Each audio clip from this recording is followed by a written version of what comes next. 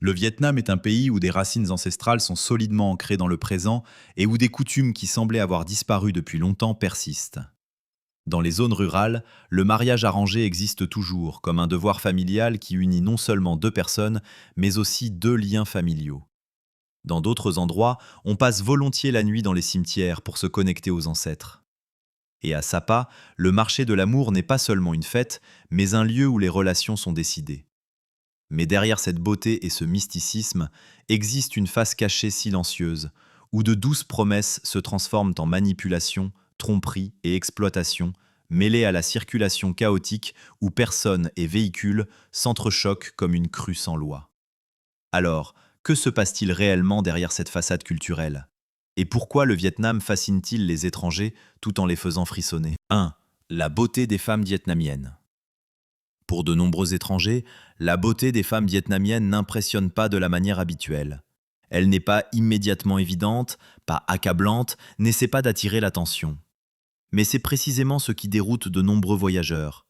Sans maquillage voyant, sans mode extravagante, cette beauté existe silencieusement, presque défiant les standards de beauté moderne.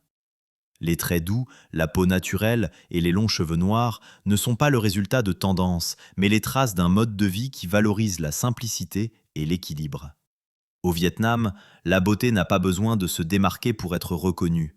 Elle est acceptée en silence, existe au quotidien, associée à la retenue et à la discipline personnelle.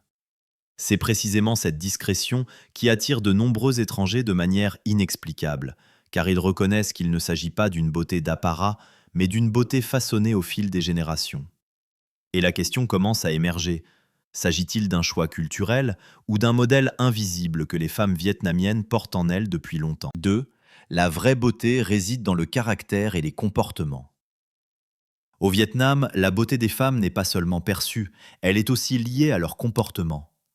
On leur apprend très tôt que la douceur, le silence opportun et la capacité à préserver l'harmonie sont plus importants que l'expression des sentiments personnels. Dans la communication, la modestie est la norme. Au sein de la famille et de la société, il est considéré comme allant de soi de faire passer les autres avant soi. Pour les étrangers, cela est souvent décrit comme de la grâce et du raffinement. Mais en y regardant de plus près, cela soulève aussi une question inconfortable. S'agit-il d'une caractéristique naturelle ou du résultat d'un système d'attente répété trop longtemps?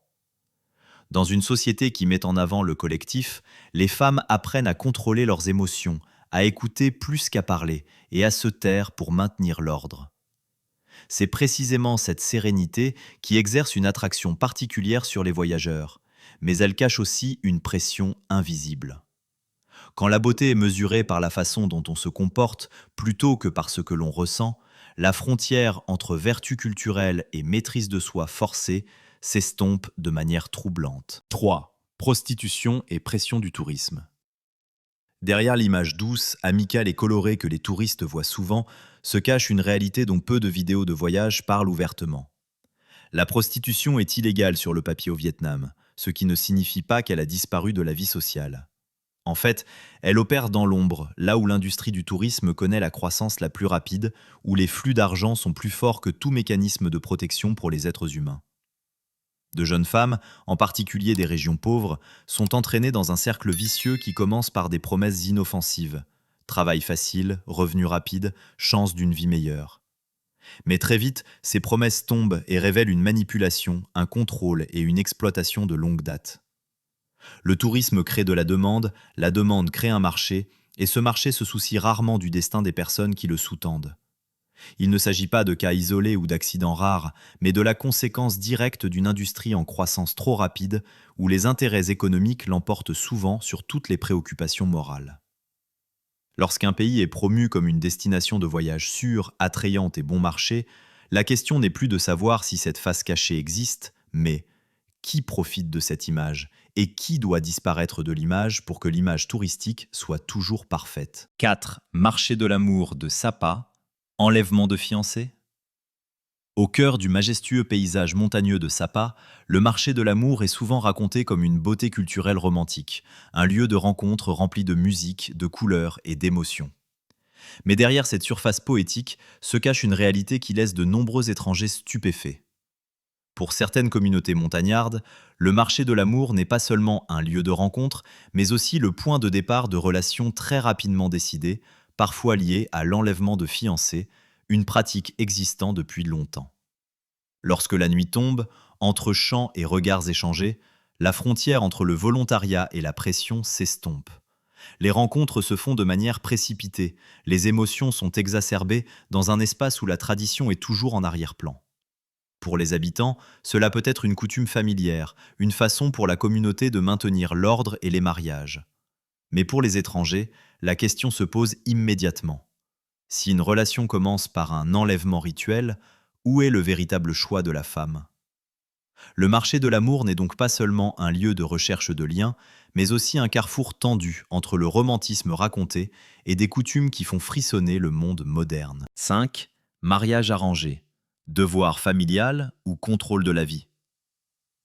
Dans de nombreuses régions rurales du Vietnam, le mariage ne commence pas par l'amour, mais par un accord familial. Les parents jouent un rôle décisif, non seulement parce qu'ils croient savoir ce qu'il y a de mieux pour leurs enfants, mais parce que le mariage est depuis longtemps considéré comme une affaire de toute la famille et non seulement de deux individus. Pour les étrangers, cela ressemble à un choc culturel que deux personnes puissent se rencontrer pour la première fois le jour de leur mariage. Pourtant, dans ces communautés, c'est un ordre séculaire maintenu par la foi, la pression et la responsabilité. De nombreux jeunes acceptent les mariages arrangés comme un devoir inévitable, car ils croient que la stabilité et la sécurité sont plus importantes que les sentiments personnels. Cependant, s'il est attendu que les sentiments viennent plus tard, la question devient inévitable. S'agit-il d'une foi profonde dans la famille ou du contrôle sur la vie déguisé en tradition? Et si une personne n'a pas le droit de dire non, est-ce encore un mariage ou seulement une soumission socialement acceptée? 6. Dormir entre les tombes. Pour de nombreux étrangers, l'idée de passer la nuit entre les tombes est presque inacceptable et éveille même des peurs profondes et instinctives. Pourtant, au Vietnam, dans certaines communautés, ce n'est pas un acte téméraire ou une superstition aveugle, mais un rituel d'une profonde signification spirituelle. Passer la nuit au cimetière découle de la croyance que les ancêtres sont toujours présents, veillent et peuvent protéger les vivants dans les moments importants. Lors d'occasions spéciales, les gens se rendent sur les tombes, allument de l'encens, prient et y restent pour rendre le plus grand hommage aux défunts. C'est un moment où l'être humain rencontre directement la mort, non pas en l'évitant, non pas paniqué, mais en l'acceptant comme une partie naturelle du cycle de la vie. C'est précisément cette sérénité, cette proximité avec la mort qui fait frissonner les étrangers et les pousse à se demander: est-ce l'expression d'une foi spirituelle tenace ou le résultat d'une tradition si profondément enracinée qu'elle surmonte toutes les peurs primaires de l'homme? 7. Trent Street, vivre près de la mort chaque jour.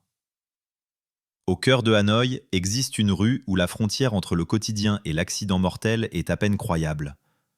La Trent Street n'est pas un plateau de tournage, mais un endroit où des voies ferrées traversent une zone résidentielle étroite, à quelques pas des portes, des tables et des balcons. Chaque jour, la vie continue normalement, jusqu'au moment où le train apparaît et déboule avec une vitesse et un bruit qui coupent le souffle aux étrangers. Les habitants rentrent rapidement leurs affaires, se serrent contre le mur, effectuent des mouvements devenus un réflexe après des années de coexistence avec le danger. Pour les touristes, c'est une expérience excitante où la peur est transformée en prise de vue et photo. Mais pour les habitants, c'est une adaptation forcée, un compromis silencieux avec le risque pour continuer à exister.